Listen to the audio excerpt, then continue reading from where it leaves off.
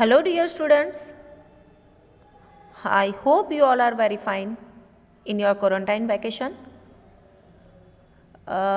Dear students, हमने हमारे previous video में थोड़ा सा बेसिक ग्रामर का नॉलेज लिया था। अब उसके बाद हम हमारे सिलेबस के ही, हमारे टेक्स्ट बुक के ही अभ्यास 3 क्रियापदानी उसके बारे में थोड़ी जानकारी प्राप्त करेंगे। सबसे पहले क्रियापदानी, what is the meaning of क्रियापदानी। हम कोई भी चैप्टर या कुछ भी हेडिंग पढ़ते हैं तो उस हेडिंग के बारे में पहले हमें जानकारी होनी ज़रूरी होती है। तो क्रियापदानी का मीनिंग क्या होता है वो हम पहले जानेंगे। क्रियापद, क्रिया से आपको पता चल जाता है कि भाई आप कोई भी एक्शन करते हो तो उसको हम क्रिया कहते हैं, एंड अगर उस एक्शन के लिए हम जो वर्ड यूज़ करते हैं उसको हम क्रियापद कहते हैं। ओके, सो एक्शन वर्ड्स हम कह सकते हैं।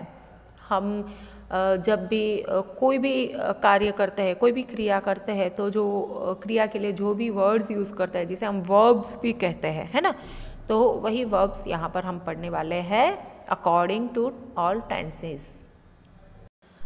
तो सबसे पहले हम यहाँ पर क्या पढ़ने वाले हैं इस चैप्टर में वो मैं आपको बताऊंगी।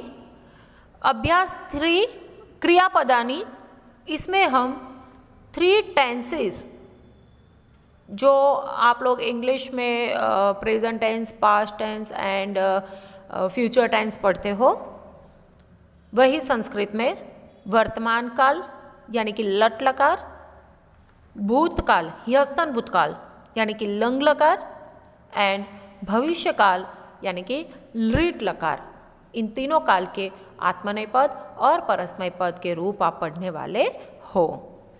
तो सबसे पहले हम वर्तमान काल के रूप देखेंगे, वर्तमान काल के परस्मय पद और आत्मनेय पद के। सो लेट्स स्टार्ट विथ वर्तमान काल। वर्तमान काल लट लकार। Dear students, in class 8 as well as in the revision of earlier classes, you have learned the present tense of verb roots. In that context, your attention is drawn here. आप लोगों को वही वर्तमान काल के सफिक्सेस पढ़ने हैं, परस्मय पद और आत्मनेय पद के। For example, read the following sentences. 1. अधिशः पठति। नंबर 2. तोषा नृत्यति। नंबर 3. त्रिषा लिखति। Number 4. Hardi पूजयति. In all the 4 sentences above, the verb roots have been used in the present tense. In the ending of all the roots, the suffix "ti" is common, but the vowel between the root and the suffix is different in each case. For an example, in number 1, pathati, it is pat plus a plus ti has a, while in nrityati, nrit ya ti, it is ya. In the same manner, in likhati, lik a ti, it is a, while in pujayati, puj aya ti, it is aya. The vowel sounds that come in between are called the conjugational affix. The sounds are different because they are based on the groups to which the root belongs. Dear students, in Sanskrit, all the verbs of the language are divided into 10 ganas. For each of these, the suffix is different. Here, you will be taught the suffixes of only 4 of the ganas: 1st, 4th, 6th and 10th. So, you must now remember the suffixes of these 4 ganas. For example, the suffix of the first gana is a. Of the 4th, it is ya. Of the 6th, it is a end of the 10th, it is a. Okay. When you look at this, you come to know that whenever you use a root as a verb, you have to add the correct suffix, and whenever you have to add the suffix, you have to remember the tense, the gana of the root, person and number. And now read a few more sentences. विद्यया सुखम लभते, बालकः हस्तेन खादति, शिशुः मातरं वन्दते. The verbs that have been used in all this sentence are in present tense, third person and singular. Moreover, the roots of all the verbs belong to the first gana.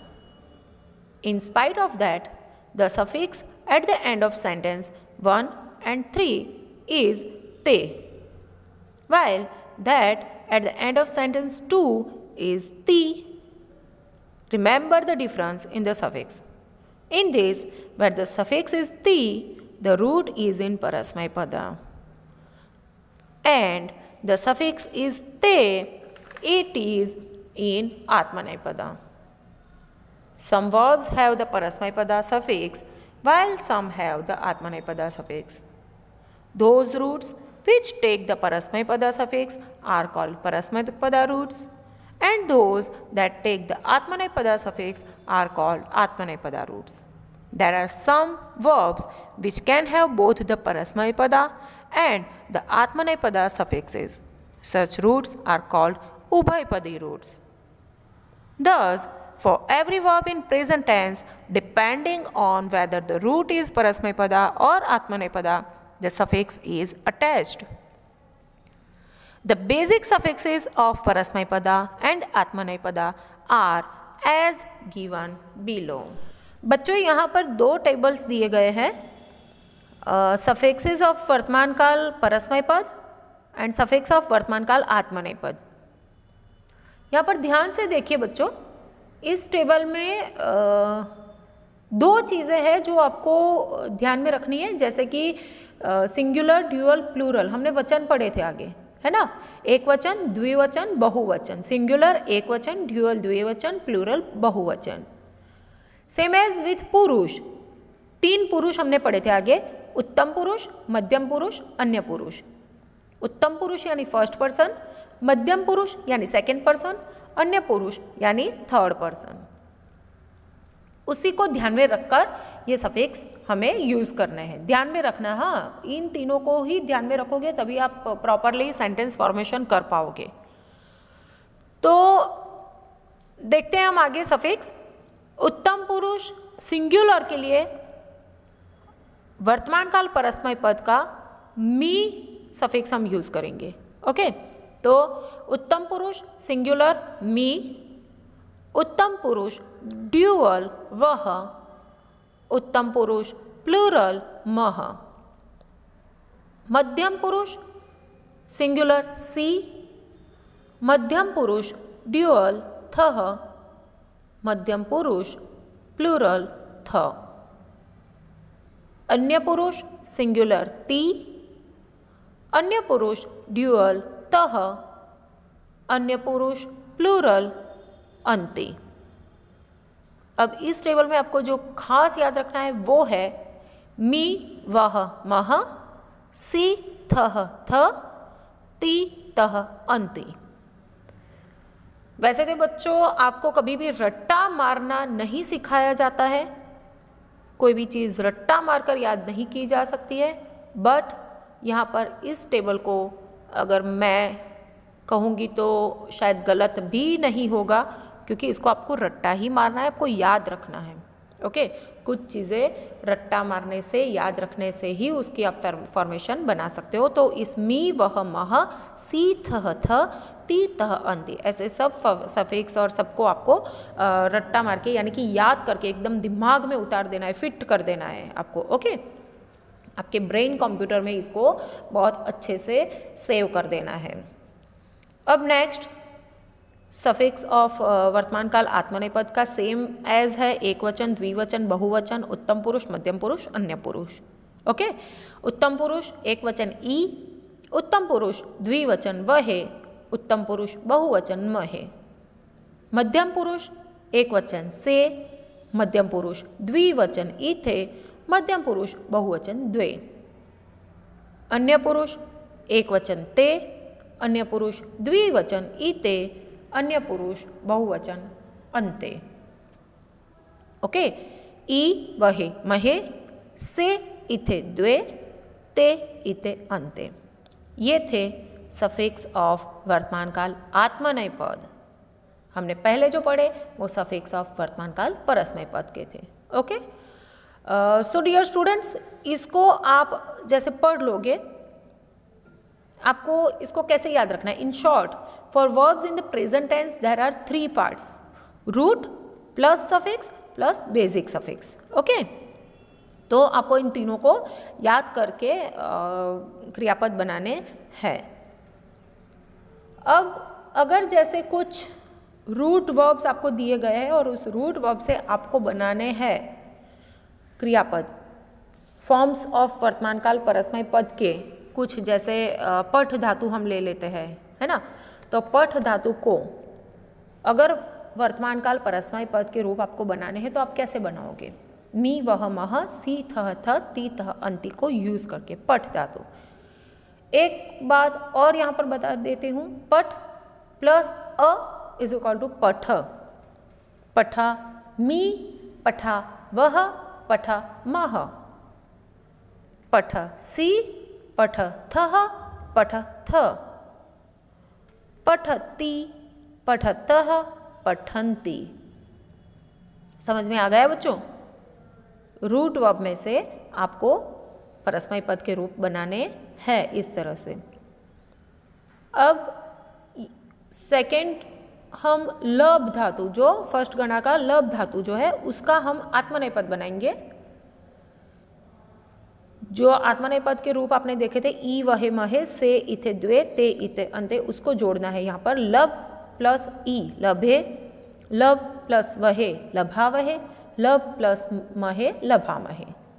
लभे लभावहे लभामहे, लभसे लभेथे लभद्वे, लभते लभेते लभन्ते।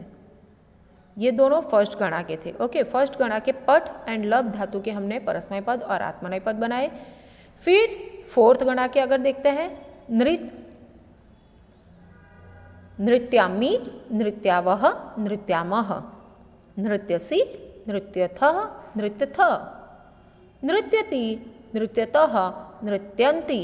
ये वर्तमान काल परस्मय पद फोर्थ गणा। Fourth गणा में मैंने आपको बताया था कि अय आता है ना। अब वर्तमान काल परस्मय पद का विद धातु का देखते हैं हम। वर्तमान काल आत्मनेय पद का विद धातु। विद्ये, विद्यावहे, विद्यामहे, विद्यसे, विद्येथे, विद्यद्वे, विद्यते, विद्येते, विद्यन्ते। समझ में आ रहा है ना बच्चों? अब सिक्स्थ गणा, सिक्स्थ गणा का लिख धातु है, उसका हम परस्मय पद बनाएंगे। लिखामी, लिखावह, लिखामह, लिखसी, लिखथः, लिखथ, लिखती, लिखतः, लिखन्ति। सिक्स गणा का मिल धातु का आत्मनेय पद बनाएंगे। मिले, मिलावहे, मिलामहे, मिलसे, मिलेथे, मिलद्वे, मिलते, मिलेते, मिलन्ते।